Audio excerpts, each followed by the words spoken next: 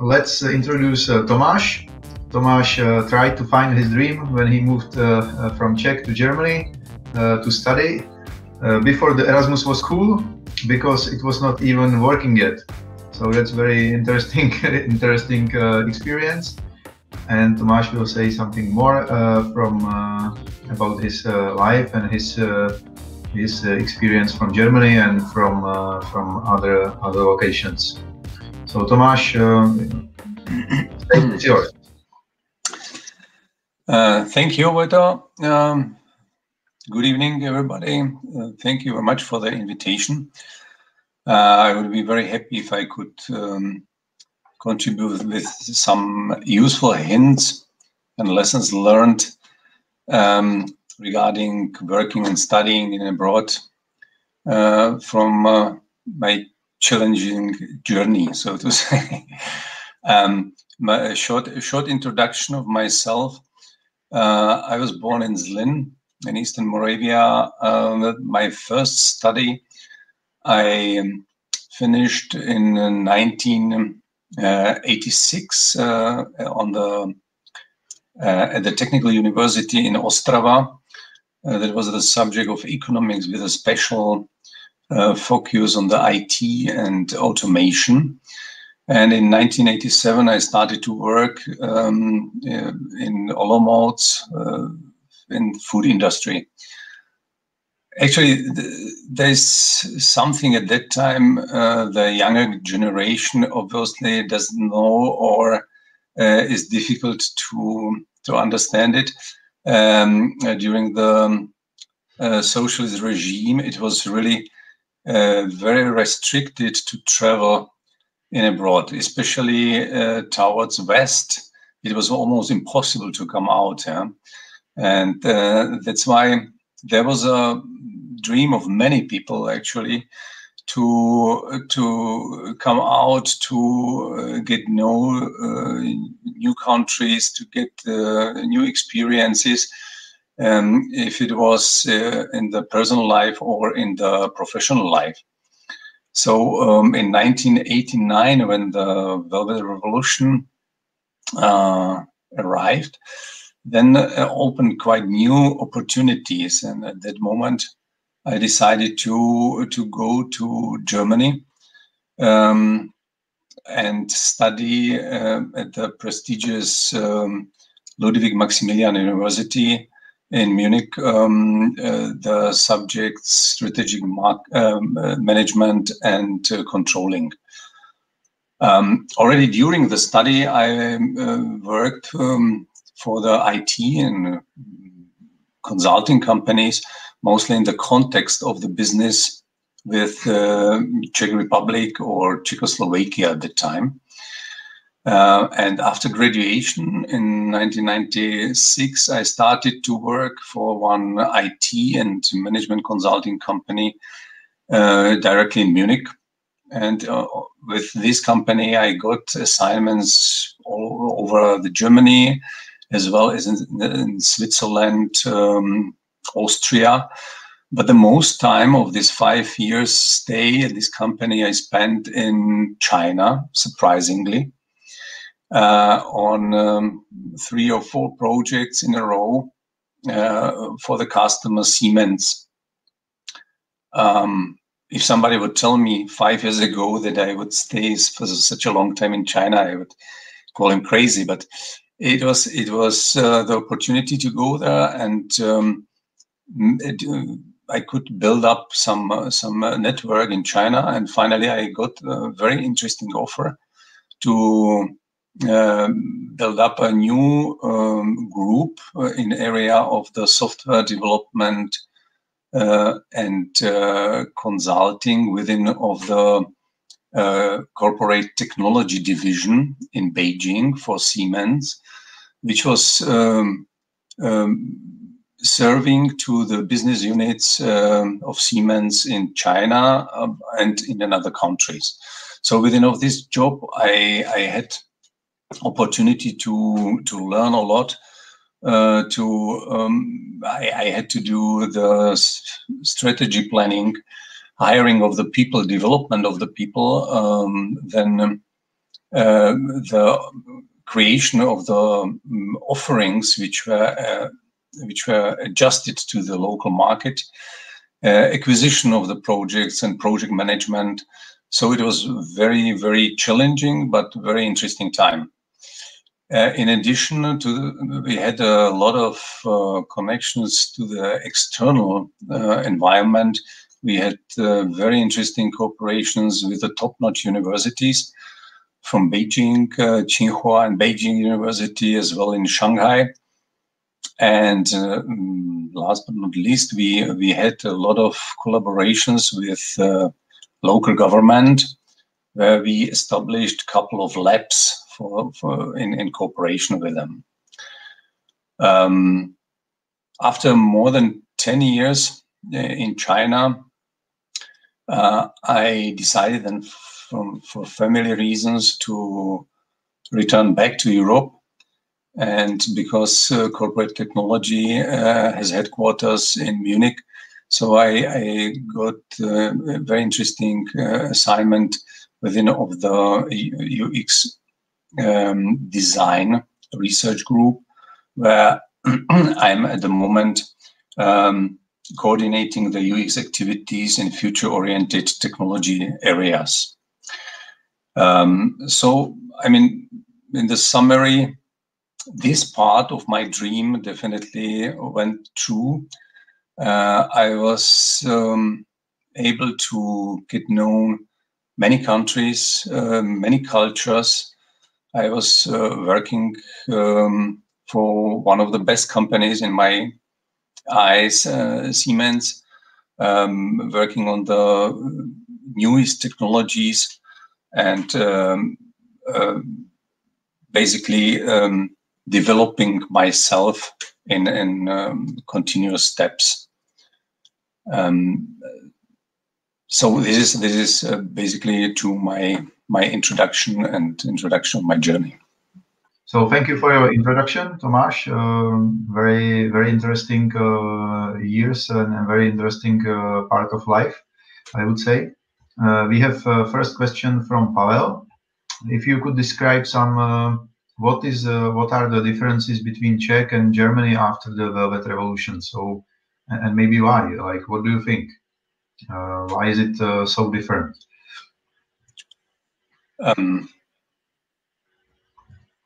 The differences in which area?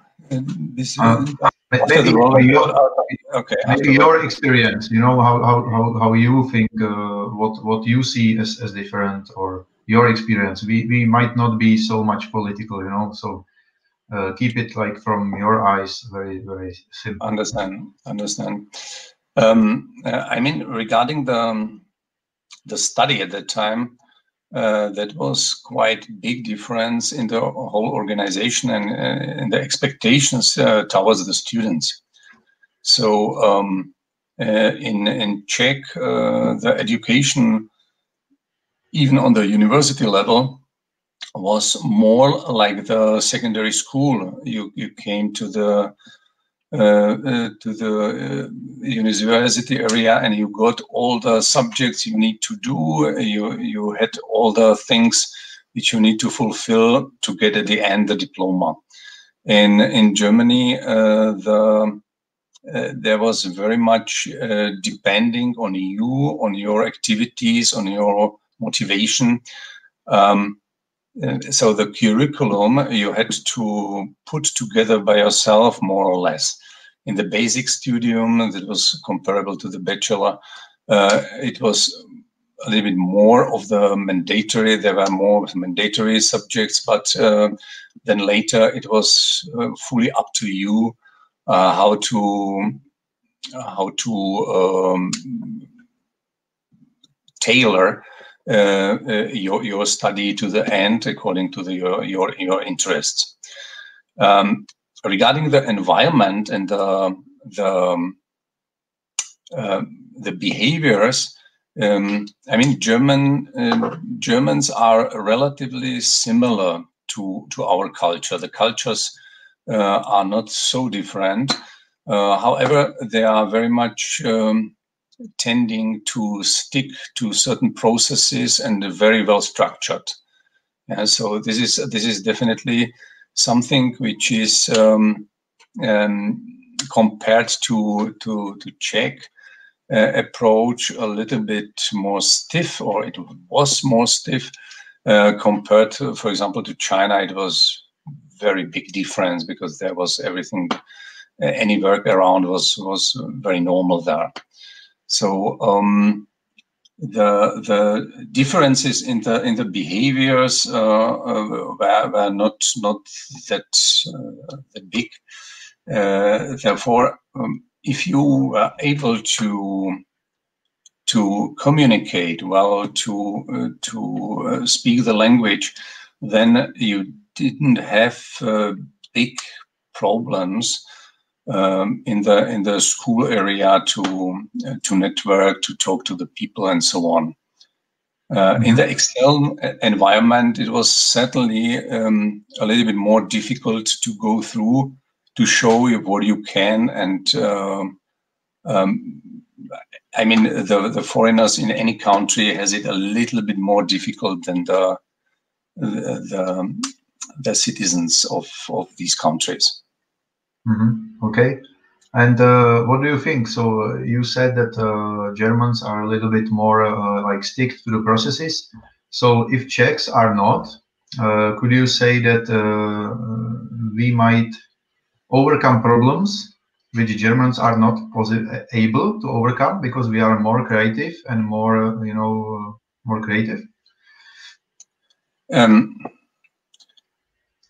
I would say it in the following way. We are able to react a little bit faster with the workarounds. Yeah. So this I think is definitely more flexible approach which we are going. That's the differences can be also described in another areas, like if you say individualism, the kind how you are following your own interests. That is, for example, in Germany higher than in Czech, and comparison in China. China is in this respect completely in a different area. Yeah? And another difference is kind of power distance. It means how you accept the hierarchies. This is something which in Germany is not so strong. As a boss in Germany, you should have a kind of good communication with the people, listen to the people, and involve them much more than is necessary, for example, in Czech, where the hierarchy is much more respected, or, for example, in China, where the hierarchy is a law, so to say. Yeah. Mm-hmm. Okay. Interesting question from Anna. Can you speak Chinese? My Chinese is good enough for the daily life. For the job, it was actually not easy to exercise, because the company language is English, and it was, as a head of the department, it was in my genuine interest that the people exercised English and not spoke their own English language, because I mean, as a consultant, the people from our department needed to go to the customers. The customers were very often the Germans, or the bosses were the Germans. So the good English was quite important. And that's why I didn't had the opportunity even to speak Chinese in the office. Mm-hmm. Okay, I have one question from me that is interesting me. Like, you are learning a lot, like lifelong learning is like natural for you. So my question is, how do you choose what you learn, and how do you implement what you learn? We learn many things, all of us, every day. So how do you keep this in mind and to use it, to implement it, and not to forget what you have learned, like yesterday, last week, last month, or new skills? How do you keep it? Understand. Actually, we can distinguish the learning or the development activities according to three different areas. One is this classical learning. These are these classroom trainings, the e-learnings, which you basically choose by yourself. And there it is indeed not easy to get the absolutely best ones, and sometimes you are doing things which you don't use later. However, you are doing something which is preparing you for the future opportunity. So I wouldn't say even these kind of trainings are totally in vain. Yeah? The second area is area where you can participate on the people experiences. To this area belongs measures like, for example, mentoring or coaching, or getting the 360 feedback from your surrounding. Yeah? And this is something which is already going much more into the area which will for sure, or at least with certain probabilities, serve you in your further life. Yeah? So to use this kind, this direction is very important. And the third area is directly related to the job. These are on-job developments. Yeah? And this is, for example, job enlargements, job enrichments, different kinds of facilitation of workshops, and so on. Yeah? So this is something which is directly on the job, bringing you farther. And if you learn something in this way, you will not forget it, and this will be useful for all the time. So if you take these three different areas, then you can also see for the first one, you are responsible by yourself. Yeah?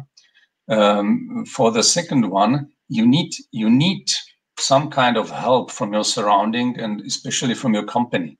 And the third one is totally depending on how is your company supporting the development of the people. I mean, in this respect, I can name Siemens as an example. In the first area of the formal learning, we have a platform with the free trainings. There are really hundreds of video courses which you can take in your spare time, which can bring you farther, but it is depending on you. However, if you finalize this kind of trainings, you get it in your HR file. The second area and the third area especially is very much supported by the company. So this is really very much depending. And I would say everybody who is deciding where to go where to find the next job should take this kind of opportunities in consideration. Thank you. You said you mentioned coaching. So do you have a coach, or do you use coaching skills for your team?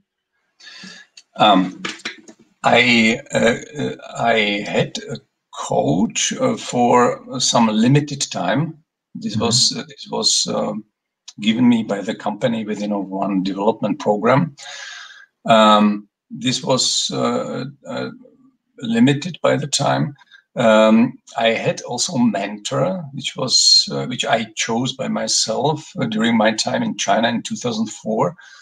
And to give you an example, this was you have very different attitudes of the mentors to these activities. Some of them are doing that very formally, and after 3-4 times it's over. But you have I got a mentor which his attitude was that he is getting from the mentees as much as they are getting from him. So he is still now, after 16 years, he is having a contact with his mentees networks. He's now, at the moment, he's a CEO of Airbus Defense. So very, very high position. Despite of that, he's taking the time, and he's really enjoying the events which he's organizing with the mentees. And this is really giving you a lot. So the mentoring, if you decide mentoring, just choose very carefully the mentors. And how did you do that? Only an additional question: how did you chosen your mentor? This was a program within of the HR policies where with if you were proposed by a boss, then you came to the list, and there was another list of the potential mentors. And you needed to get a little bit the background information, who is doing this well or not, and then you applied. And if he accepted, then you were in. Nice. Okay, we have one more question from the chat, a very easy one. If you have any inspirational businessman or businesswoman in Germany, and why? Do you have somebody in mind? Yeah, I mean, for me, the closest one is the future CEO of Siemens. This is a guy who is very much business oriented. But what I admire on him is that beside of his many business duties and sales activities, he is PhD in physics. And he has been the head of the corporate technology of the area which I'm working for 2 years, and it was incredible how deep he was going into the technology topics. If it was blockchain, if it was Internet of Things, or software architectures.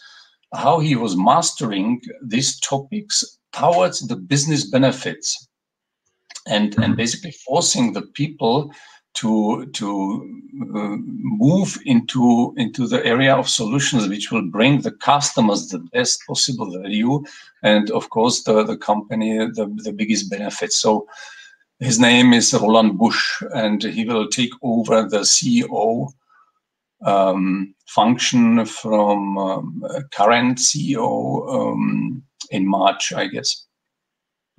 Nice. So that's nice. I see a very nice bridge to your field. So maybe you can tell us now more what you currently do, because you are working with a concept that's called human-centric design, and trying to build the best environment for the users within the technology you have or you develop. So what is that, and how you do that? You mentioned user-centric design. This is actually the process how you can create the best possible user experience. User experience is actually something which is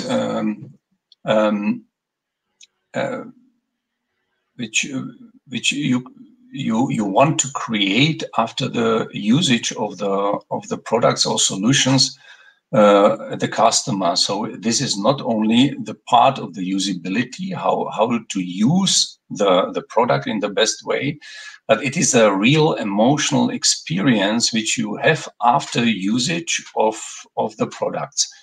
it has actually 3 different parts. You have certain expectations before you get the product. You are using the product, and then after the usage, you have certain experience with that, which is then leading either to the decision: I want to work with this, I want to buy this, or not. Yeah? And to create the best possible positive user experience, this is becoming very crucial, especially on the background of the digitalization, because there is the example very, very clear. If you have one-click buy, then for sure you can buy much more than if you need to go 3 steps to confirm and reconfirm and reconfirm. So it is about in the first step, it is about the research of the user needs. So what the people expect, what are their needs in context of the usage. Then you are basically this you are doing through the user research methods. Then you are doing the concepts of interactions, how to interact with the product or with the solution. Then you are coming to the stage where you are doing the proposal of the design, of the UI design, and prototyping the products. And then you are coming back to the customer to validate, and this is the agile cycle which you are trying to move further. So why it is important, the user-centric mindset? Why in the past many of the developments were done based on the technologies. So the products were evaluated on the base of features. How many features do we have? And you know it, for example, from the video cameras. If you bought some video cameras 5 years ago, then you were totally overwhelmed by the features, the functions which the camera had. You maybe you use only 3 or 5, and that was everything. Yeah. Despite of that, you needed to handle this in a very complicated way. So it is important to see what the customer needs, what are the best ways how he can interact with your products. And because of the huge information flow in the last time, you need to present and visualize the information in the way that basically in the B2B business, the decision makers can do better decisions. So these are topics of user experience.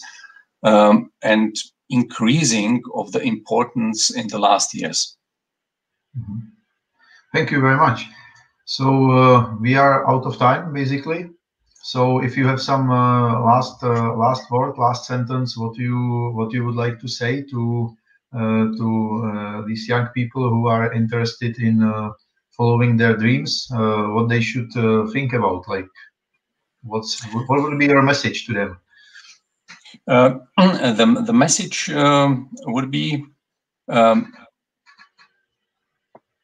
try to be open. Try to be open for learning of the new things, especially for the languages, because the languages are the gates to other cultures. And be open also in regard to other cultures. Try to get the information by yourself. Don't believe too much other people. Try to